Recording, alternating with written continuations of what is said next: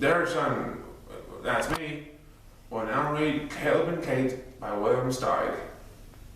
Here goes. Caleb the carpenter and Kate the weaver love each other, but not every single minute.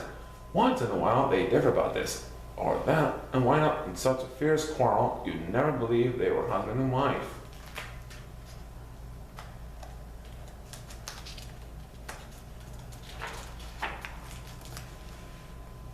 During one of those crazy quarrels, Caleb got so angry he slammed out of the house, hating his wife from top to bottom. And she, for her part, screamed after him the most odious insults that came to her mouth.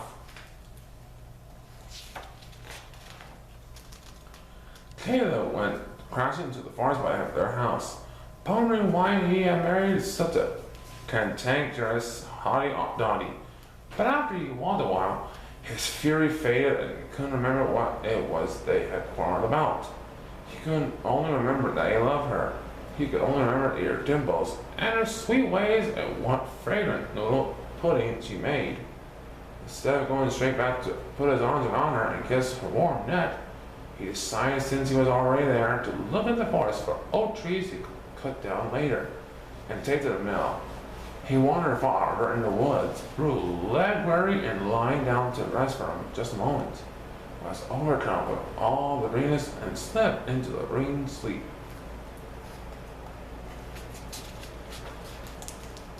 Before long, the witch Yedia, who lived in a hidden cave in that forest, came shuffling by in her slippers, saying secret spells to herself. She stopped short when Caleb was lying, snoring away like a beehive. How timely she sniggered. Here's my chance to test that new spell. Cousin Idrisil just taught me. Squatting down, she touched her skinny thumb to the tip of Caleb's left forefinger and, careful not to wake him, barely wheezed these words. Ammy whammy, Emma mammy, this is now a bow wow wow. There at her feet, instead of snoring carpenter, was a soothing dog. What a darling spell, she crowed.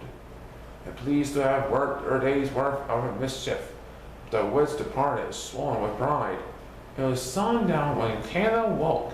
First he yawned, then he stretched, then he reached a scratch in his armpit. With his leg, holy gazzoli, his eyes bulged and his big mouth hung open and slavered, where he should have seen a belt and breeches and a pair of heavy bodhrons. He beheld the belly and hairy legs of a dog.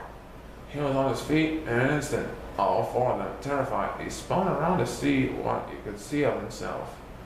He couldn't believe what he saw. Of course not. Such things don't happen. Oh no. This is clearly me, he realized. I'm not dreaming. I'm a dog. Now what, he wondered. Well, all I can do is go back and explain what happened.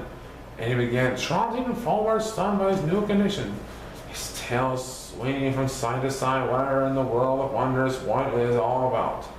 He was suddenly a dog, true, but he was also a Caleb, a carpenter. He had Caleb's paws, and he was running home to his wife Kate, wasn't he? Yes, on four legs and sinking heart. Night fell, and there was a simple moon. Kate at home was stumbling from room to room, bumping into furniture, dizzy with dread. She had been at every window again and again, peering out and had been outside many times, but had seen no part of Caleb. Had her husband deserted her? She asked herself. No, he loved her. He had so often, but maybe he was fed up with her, or maybe something had happened to him. A catastrophe.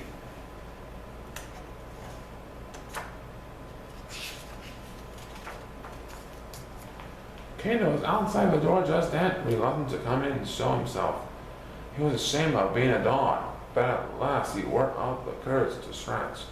When Kate held the door open and he saw her pale, wiry face, he scrambled over the sill, thrust his hairy paws up on her apron, and strove to say, Katie, it's me! Only a suffering growl escaped his throat.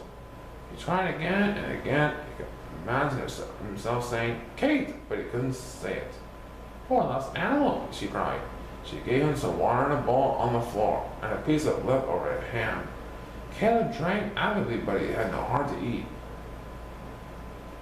When Kate put a shawl on her shoulders and started to leave, he knew she was going out to look for him and tried to stop her. He held her shoe in his teeth. "Stand aside," said the dog. She scolded. "There's no time for games. I must find my dear husband. He may be in terrible trouble."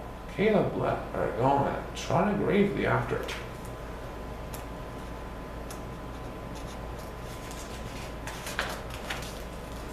All night they traced through the moon-laced forest. There was no finding Caleb because he was behind his wife with the shape of the shadow of a dog. At home again in the cool morning, her shoes were wet with dew. Weary, Kate fell asleep in a chair Caleb had made for her, and the mattress slipped at her feet. When they woke at noon, Kate searched again in the forest. With the woe-begone Caleb dogged in her heels, sniffing the ground for no good reason except that he felt that he had to.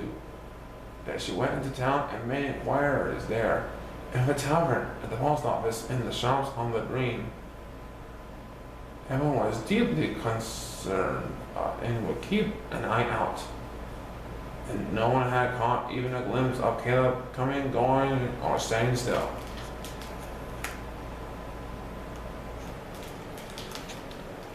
When Kate went to bed that night, Caleb got into his rightful place beside her, snuggled against her dear body, kissed her sweet neck as he always done. Sighing out of sorrow, she welcomed the dog's warmth with him there. She felt less bereft. She fell asleep with her arm around him. But he was awake all night, wide-eyed, wondering how could he manage to make himself known to his wife. If he could only tell her somehow that the dog in her arms was her husband. If he could only return to his natural state, or if Kate were perhaps become a dog, then they could be adults together. Kate decided to keep Caleb. She bought him a collar studded with brass, and she named him Rufus because his fur was reddish, like her husband's hair. She taught him tricks: to stand on two legs, to sit, to shake hands, to fetch things she asked for, to count by bargain, to bow. She could hardly believe how fast he learned.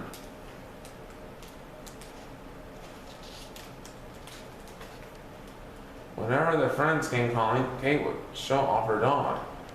He enjoyed these gatherings, the human conversation, but he didn't like to have his head patted by his old cronies.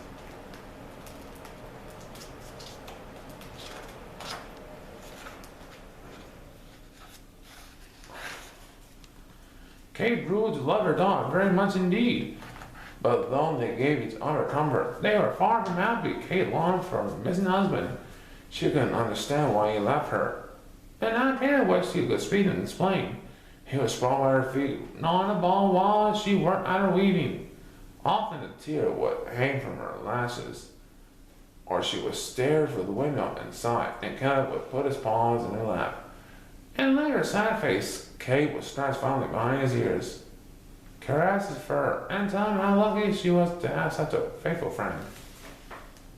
One afternoon in late summer, when Caleb was stretched under a tree, revealing the green smell of the grass, some other dogs turned up and enticed him into a romp. Caleb loved it, but soon quit and returned to the house, where the others dared not follow. He had discovered that being a dog among dogs could be joyous sport, but he didn't want to forget who he was. The dogs came by a few times more, but Caleb gave them no encouragement, and they stopped coming.